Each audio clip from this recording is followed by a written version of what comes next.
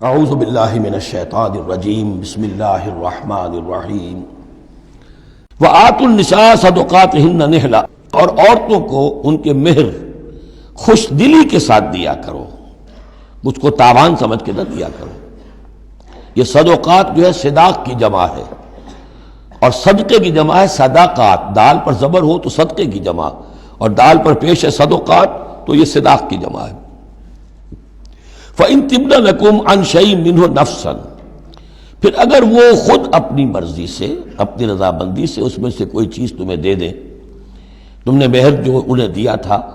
وہ تم نے ادا کر دیا، اب وہ تمہیں کوئی ہبہ کر رہی ہیں، تمہیں اس میں سے کوئی چیز جو ہے ہدیہ کر رہی ہیں، تحفہ دے رہی ہیں، تو کوئی حرج نہیں۔ فَكُلُوهُ هَنِيًّا مَرِيًّا، تو تم اسے استعمال میں لاؤ، کھاؤ لچتا پچتا، اس میں کوئی حرج نہیں ہے، لیکن یہ ہے کہ وہ ہو ان کی مرضی سے، زبردستی نہیں، جبر کر کے نہ لے لیا جائے۔ فَإِن تِبْنَ لَكُمْ عَنْ شَيْءٍ مِّنْهُ نَفْسًا، بالکل اپنی مرضی سے۔ وَلَا تُؤْتُوا السُّفَهَاءَ أَمْوَالَكُمُ الَّتِي جَعَلَ اللَّهُ لَكُمْ قِيَامًا وَارْزُقُوهُمْ فِيهَا وَاكْسُوهُمْ وَقُولُوا لَهُمْ قَوْلًا مَّعْرُوفًا۔ اب ایک معاشرے میں طبقہ ایسا بھی ہوتا ہے سفہاء،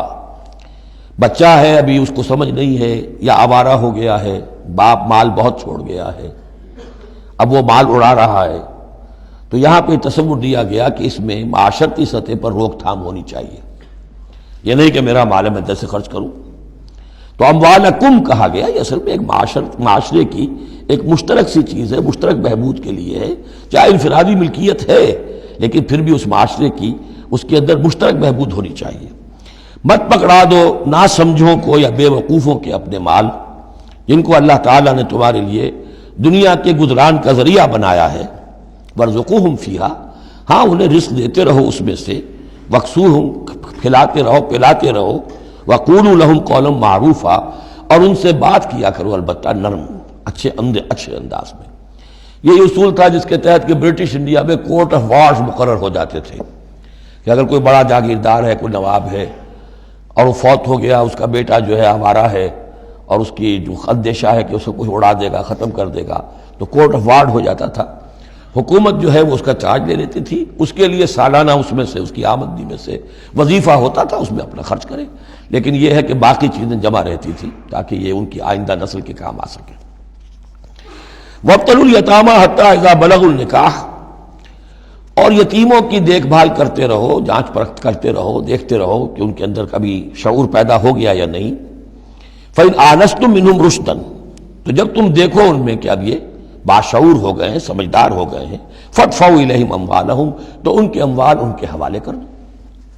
وَلَا تَأْكُلُوهَا إِسْرَافًا وَبِدَارًا أَن يَكْبَرُوا، اور دیکھو اس مال کو کھانے کی کوشش نہ کرو، ہڑپ نہ کرو جلدی سے، کہ ایسا نہ ہو کہ بچے جوان ہو جائیں تو یہ مال تو دے ہی دینا ہے میں نے، تو اس سے پہلے جتنا بھی اس کو میں کھا جاؤں کھا لوں۔ وَمَنْ كَانَ غَنِيًّا فَلْيَسْتَعْفِفْ، اگر کوئی جو ولی ہے یتیم کا وہ غنی ہے، اللہ نے اسے خود دے رکھا ہے، کشائش ہے اس کے پاس، تو پھر اسے یتیم کے مال میں سے کچھ بھی لینے کا حق نہیں ہے، پھر اسے یتیم کے مال سے بچتے رہنا چاہیے۔ وَمَنْ كَانَ فَقِيرًا، اور اگر کوئی خود تنگ دست ہے، محتاج ہے، اب ظاہر بات ہے وہ یتیم کی کوئی نگہداشت بھی کر رہا ہے، اس کا کچھ وقت بھی اس پہ صرف ہو رہا ہے، تو فَلْيَأْكُلْ بِالْمَعْرُوفِ، تو معروف طریقے سے، بھلے انداز میں، جو کہ معقول انداز ہو، اس میں سے اگر وہ یتیم کے مال میں سے کچھ کھا بھی لے تو کوئی حرج نہیں ہے۔ اسلام کی تعلیم بڑی فطری ہے، اس کے اندر وہ بندشیں نہیں ہیں کہ جو ان نیچرل ہوں، جن پر عمل کرنا ناممکن ہو جائے۔ فَإِذَا دَفَعْتُمْ إِلَيْهِمْ أَمْوَالَهُمْ، اور جب تم ان کے مال ان کے حوالے کر دو، فَأَشْهِدُوا عَلَيْهِمْ، تو گواہ بنا لو کہ یہ چیزیں تھیں جو آج کی تاریخ میں میری تحویل میں تھی، آج تک میں نے ان کے حوالے کر دی۔ وَكَفَىٰ بِاللَّهِ حَسِيبًا، باقی اللہ تعالیٰ کافی ہے حساب لینے کے لیے،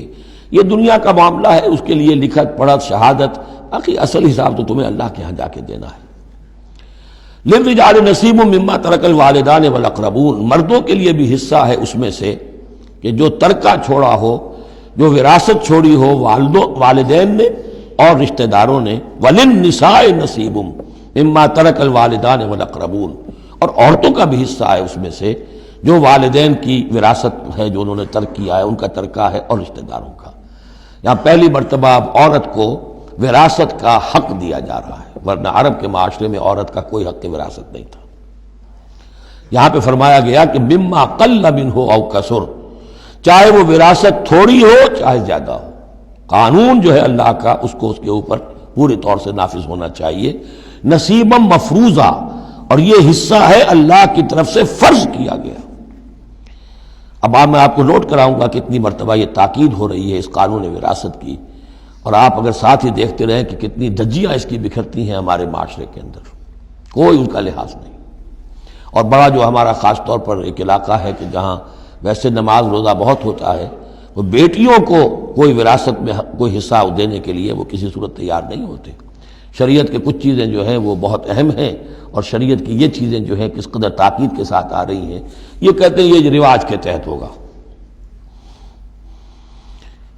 وَإِذَا حَضَرَ الْقِسْمَةَ أُولُو الْقُرْبَى، اور جب وراثت کی ترکے کی تقسیم ہو رہی ہو تو اب اگر وہاں کچھ قرابت دار بھی آ جائیں، والیتامى یتیم بھی آ جائیں،